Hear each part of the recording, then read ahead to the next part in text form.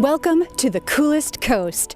I'm Tina Prigge, and today we are at Holy Family Convent, the mother house of the Franciscan Sisters of Christian Charity here in Manitowoc County.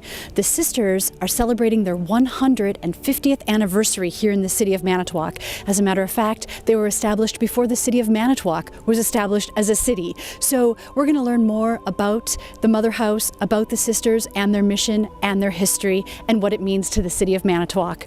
Thanks for watching The Coolest Coast.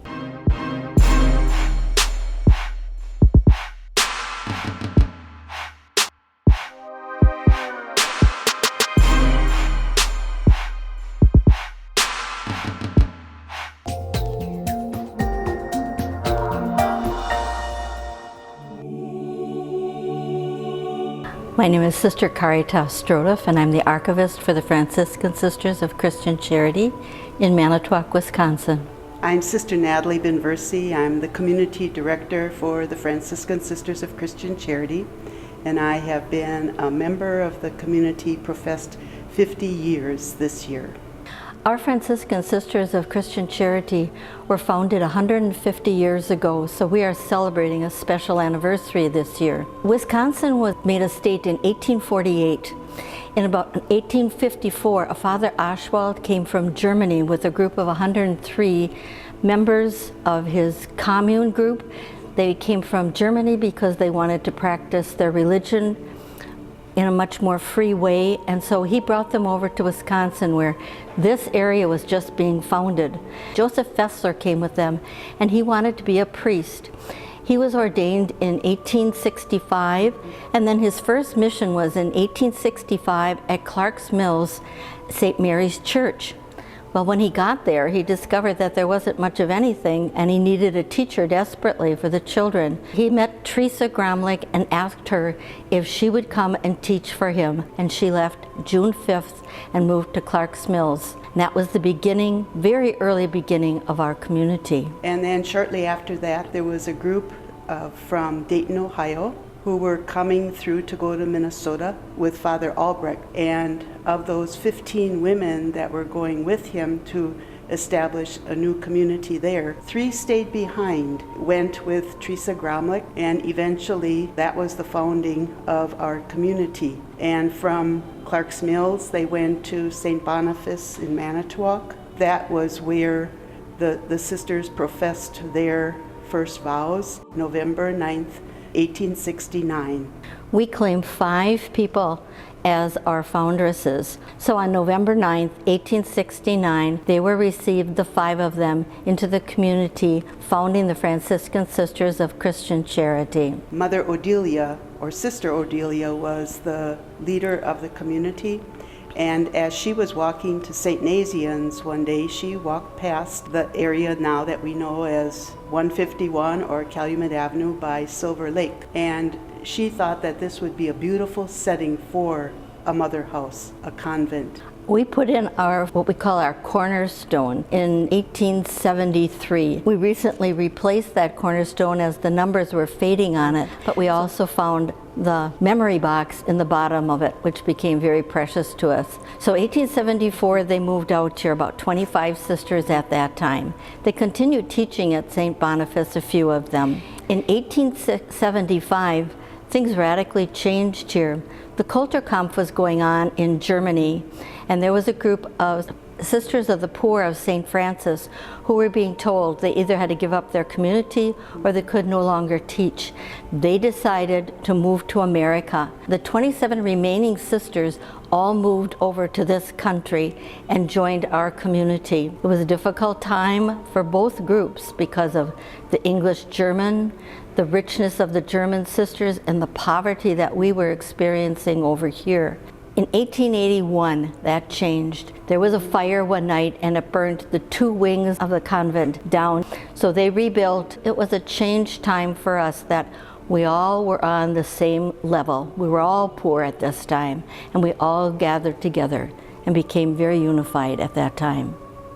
And presently we have 217 sisters, and we continue to live the charism of our community: simplicity, built on faith in a loving God, joyful acceptance of poverty, love for the church, and selfless dedication to others. And this service to others was not only education, but also health care. The community did establish their first hospital at St. Mary's in Manitowoc in 1881, and it was open for about 10 years, and it became too confined in that area, too small, and so it closed after 10 years. The City of Manitowoc, because it was a seaport city, they needed a hospital. They asked the sisters again, and we did build Holy Family Hospital. We teach in elementary schools, we're in high schools, and we're at Holy Family College.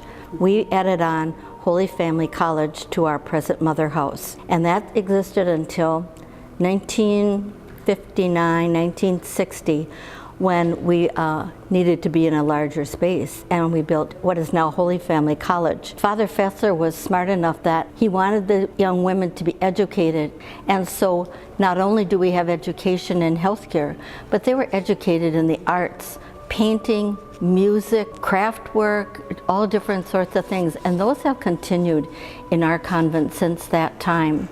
We have maintained music in our community. We had a conservatory that started in 1925 down at St. Boniface and now exists at Holy Family College. Painting went along with that way early beginning. You'll see huge paintings out here, the Assumption being one of them that is probably our largest. And then the art parlors are filled with paintings done by our sisters, and also paintings that the German sisters brought over with them from Germany. We are so blessed here at the Mother House because we really are self-sufficient in the sense that we're like a little village, a little town, a city. We have all the needs that you would if you would have to go downtown. We have laundry, a post office, we have an arts and crafts room, we have our kitchen, our dining service, we have our St. Rita's Health Center, which is for the care of our elder sisters and our infirm sisters. So that out here, the sisters, whenever they need anything health-wise, there's always a clinic available 24/7 for them. This is called a card catalog, and I don't know what I do without it because I don't have a computer system. And we have a room that's called the Sister's Shop or the Soap Shop, so you can get your shampoos and toothpaste and Kleenex and those types of toiletries.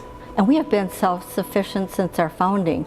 We had large farmland out here, we had pigs, goats, sheep, but I think it also goes along with our poverty that we say we never retire here. Everything recycles. Even the college that was built, all those rooms have recycled into some other useful form. And we all recycle too. The architecture of our whole convent fascinates me. Adolf Druding was a German architect who came over to this country and settled in Wisconsin. And if you ever come out and look at the facade, the front of the Mother House, it is absolutely beautiful because he put designs into his architecture. Whenever we grew a little bit bigger, we had to add on another wing. So we had a wing in 1873, a wing in 1879, then we got bigger and we added on. This wing here where you see St. Francis Chapel and the stained glass windows, this wing was added on in 1890. In 1902, Mother Alexia ordered the stained glass windows from a company in Munich, Germany, and these were put in 1904. And the stained glass window you see behind us is the Nativity. They're exquisitely beautiful. Then in 1910 we got a little bit bigger and we added on another wing. In the early years of the beginning of religious congregations, the leader, the superior, was called a mother. So like Mother Odelia was the first mother of our community. And after Vatican Council II, then that title was changed to sister. So rather than having mother, it was sister. So today I am the Mother Superior or Sister Natalie. We have a very strong, deep legacy of sisters that we have come after who have formed the foundation for our congregation, and moving forward to preserve, not as it was then, but where is God asking us to go in the future. I would like to say a special thank you to all the people who have supported the Franciscan Sisters of Christian Charity these 150 years. And in another special way, to thank the Coolest Coast and all that they do to promote the positive image of Manitowoc. Merry Christmas to everybody who sees this video.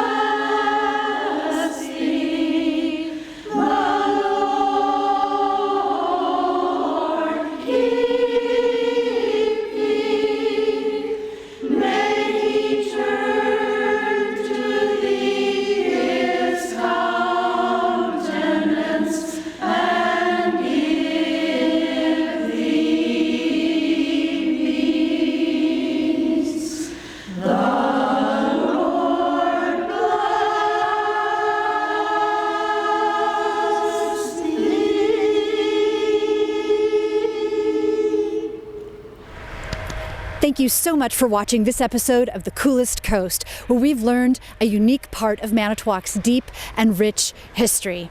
It's just one more thing that makes the Coolest Coast the coolest coast. Thanks so much for watching. Merry Christmas to everyone. We'll see you next time on The Coolest Coast.